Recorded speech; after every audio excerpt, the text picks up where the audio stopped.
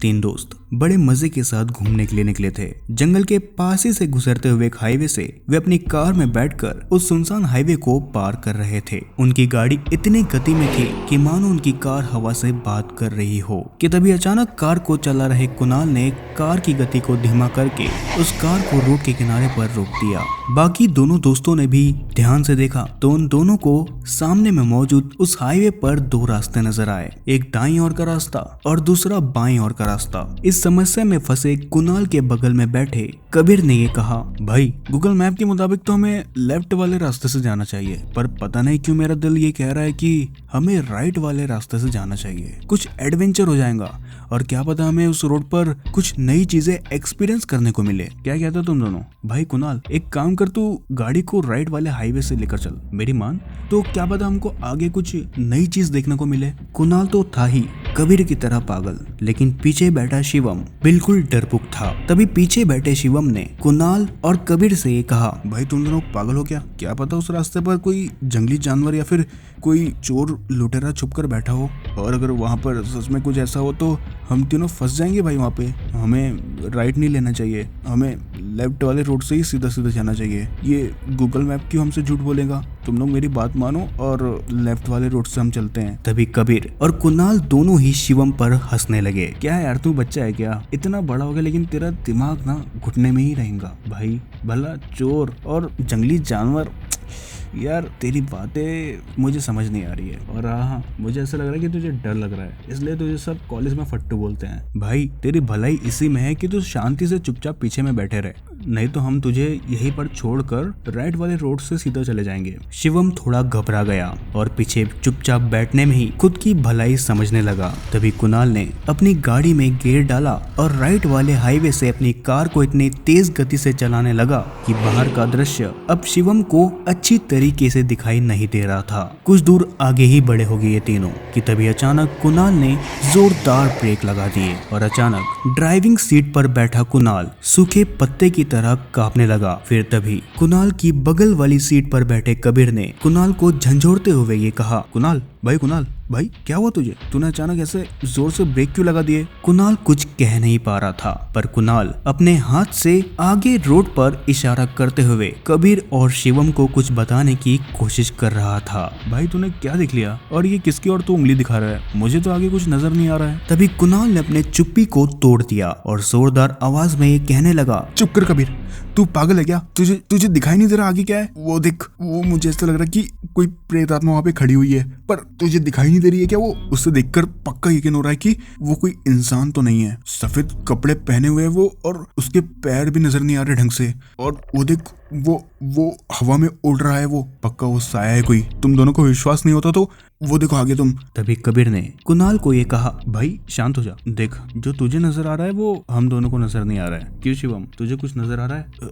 नहीं भाई, पर क्या पता कुणाल सच बोल रहा हो। अबे वो शिवम तू तो चुप ही कर, तेरे से तो पूछना ही बेकार है। भाई कुणाल देख, अगर वो कोई प्रेत आत्मा होंगी तो हम उसे थोड़े ना कोई नुकसान पहुंचा रहे हैं। हम एक काम करते हैं कि अपनी कार से चले जाते हैं और उसे बिना नुकसान पहुंचाए अपने रास्ते को पार करते हैं, ठीक है? भाई कबीर तू समझ नहीं रहा है, पर ये कैसे पॉसिबल है? तुम दोनों को दिखाई नहीं दे रहा है पर वो मुझे दिखाई दे रहा है, और मुझे ऐसा पक्का यकीन हो रहा है कि अगर हम आगे गए तो हमारी जान को खतरा हो सकता है। कुणाल भाई शांत हो जा, कुछ नहीं होगा, तू एक काम कर, धीरे धीरे गाड़ी को आगे ले, कुछ नहीं होने वाला है, ठीक है? इतना कहते ही कुणाल ने कबीर की बात मान ली। कुणाल को अब हिम्मत आ गई। अब कुणाल ने गाड़ी को स्टार्ट किया और उस आत्मा पर नजर गड़ाए हुए अपनी गाड़ी को वहां से धीमी गति से निकालने लगा। गाड़ी जैसे जैसे उस आत्मा के और करीब आकर उस आत्मा के पास से गुजर रही थी कि तभी उन तीनों को गाड़ी के बाहर से हाथ और नाखून के खरचने की आवाज सुनाई देने लगी।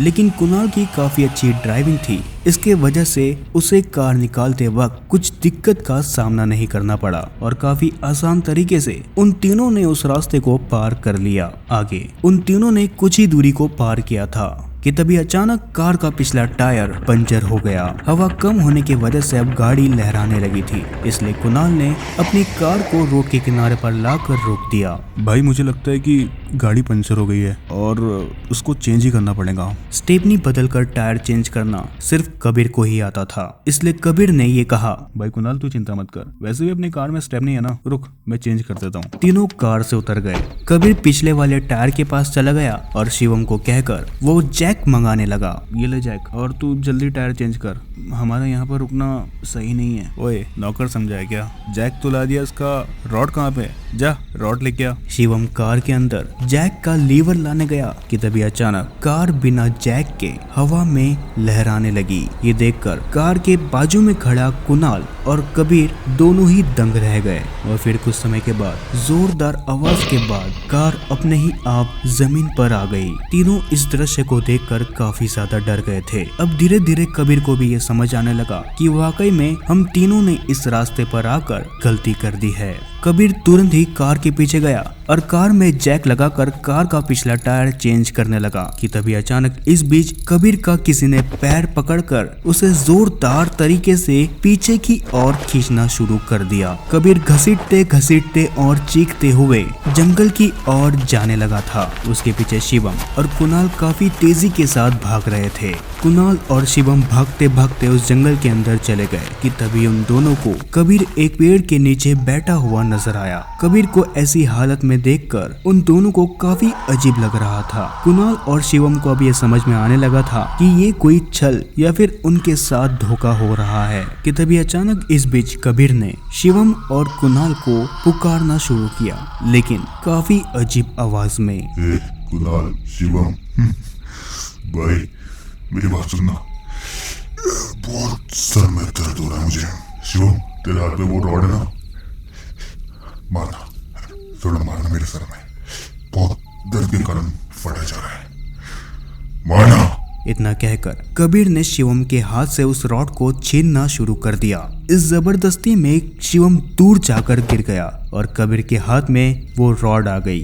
तभी कबीर ने उस रॉड को अपने सर पर काफी तेजी से मारना शुरू कर दिया। करीब 3-4 बार कबीर ने उस रॉड को अपने सर में काफी तेजी से मारा था, जिसके वजह से कबीर का सर पूरी तरीके से लहूलुहान हो चुका था। कबीर का ऐसा हाल देखकर शिवम और कुणाल के पसीने छूट चुके थे। तभी कुणाल और शिवम ने दौड़ लगाई और वापस अपनी कार के पास आकर पहुंच गए और वहां पर पहुंचकर वे लोग हैरान थे इस चीज को देखकर। कबीर वहीं पर मौजूद था जो कि कार के टायर को चेंज कर रहा था। कुणाल और शिवम को देखकर कबीर ने ये कहा, अबे कहाँ गए थे तुम दोनों और इतना हाँफ क्यों रहे हो? यार मैं जब से पागलों की तरह इस टायर को चेंज कर रहा हूँ और तुम दोनों सैर कर रहे हो यहाँ पे। हाँ हम लोग यहाँ पे घूमने आए क्या? तुम लोगों को पता है कि अभी कुछ देर पहले हमारे साथ क्या हुआ था? कार हवा में उड़ रही थी। भाई मुझे लगता है कि यहाँ से जल्द से जल्द निकलना चाहिए और इससे में हमारी भलाई है। कार के टायर को बदल कर वे तीनों कार के अंदर बैठे ही थे कि तभी कुणाल ने कार को चालू करने की कोशिश करी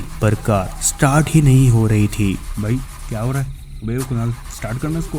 क्या तेरी खटारा गा रहा है क्या? कभी टायर पंचर हो जाता है तो कभी तेरी गाड़ी चालू नहीं होती है। जल्दी स्टार्ट कर अभी इसको। भाई ये मेरी गलती थोड़ी ना है, अभी ये गाड़ी स्टार्ट नहीं हो रही तो इसमें मेरा क्या दोष? बाहर निकल कर देखना पड़ेगा। कार से बाहर आकर कार के बोनट को कुणाल खोल कर देखता है। कार के अंदर मौजूद कुछ तार जो कि डिस्कनेक्ट हो चुकी थी उन्हें वापस से कनेक्ट करके कुणाल जैसे ही अपने कार के पास वापस लौटता है तब कुणाल काफी ज्यादा डर जाता है उस चीज को देखकर कि कार के अंदर और कोई मौजूद नहीं था, बल्कि जिसे कुणाल और शिवम ने कुछ देर पहले उस जंगल में देखा था वो कार के ड्राइविंग सीट के अंदर बैठा हुआ था। कबीर बिल्कुल लहूलुहान तरीके से कार के अंदर बैठकर कार को स्टार्ट करने लगा। कार स्टार्ट होने के बाद कबीर कार की धीमी धीमी गति से कुणाल की ओर कार को ले जाने लगा। तभी कुणाल वहां से भागने की कोशिश करने लगा पर कुणाल की गई ये कोशिश भला कैसे कामयाब होती। कार की गति का कोई इंसान सामना ही नहीं कर सकता था पर फिर भी कुणाल काफी तेजी के साथ उस अंधेरे सुनसान रोड पर भागने लगा और उसके पीछे कबीर जो कि कार के अंदर लहूलुहान तरीके से बैठा हुआ था वो और तेज गति के साथ कुणाल की ओर आने लगा। कुणाल अब ये समझ चुका था कि यहाँ पर काफी ज्यादा भयानक शैतानी आत्मा मौजूद है जो कि उन तीनों के साथ ऐसा कर रही थी।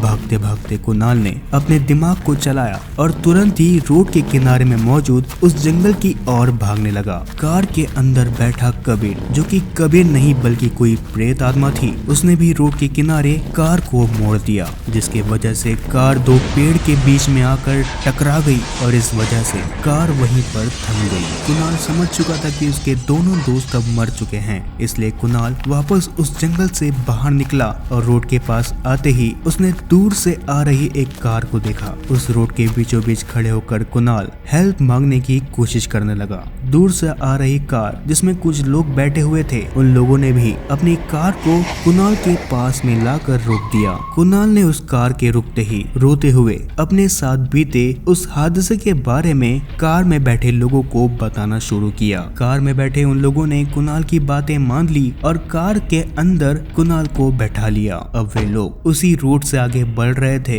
कि तभी अचानक उस कार के ड्राइविंग सीट में बैठे व्यक्ति ने अचानक कार के ब्रेक लगा दिए। कुणाल समझ चुका था कि आखिर ड्राइविंग सीट पे बैठे उस व्यक्ति ने अचानक ब्रेक क्यों लगा दिए। तभी कुणाल ने धीमी आवाज में ये कहा, भाई साहब, क्या आपको आगे कोई सफेद साया नजर आ रहा है? और क्या वो हवा में लहरा रहा है क्या? भाई, वो कोई इंसान नहीं है, वो सच में कोई शैतान आत्मा है जो कि सिर्फ कार चलाने वाले व्यक्ति को ही नजर आती है।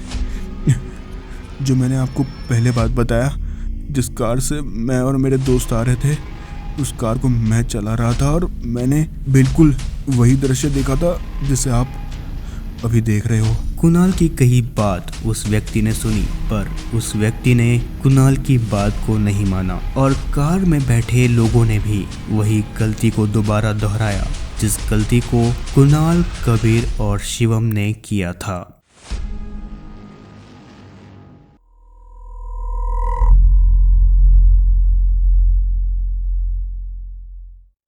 तो कैसे लगी आप सभी को आज की हमारी ये स्ट्रेंज स्टोरी? मैं आशा करता हूँ कि आप सभी को ये स्टोरी काफी ज्यादा पसंद आई होगी। तो अगर आप लोगों को ऐसे ही डरावनी कहानियां सुनना पसंद है तो आज ही हमारे चैनल स्ट्रेंज स्टोरी हब को सब्सक्राइब करें और साथ ही उस बेल आइकन को दबाना मत भूलिएगा, ताकि आप लोग ऐसे ही डरावनी कहानियों का आनंद ले सके और चैनल पे आने वाली हर एक अपडेट को पा सके। मैं मिलता हूँ अगली एक और नई डरावनी स्टोरी के साथ। तब तक के लिए डरना जरूरी है।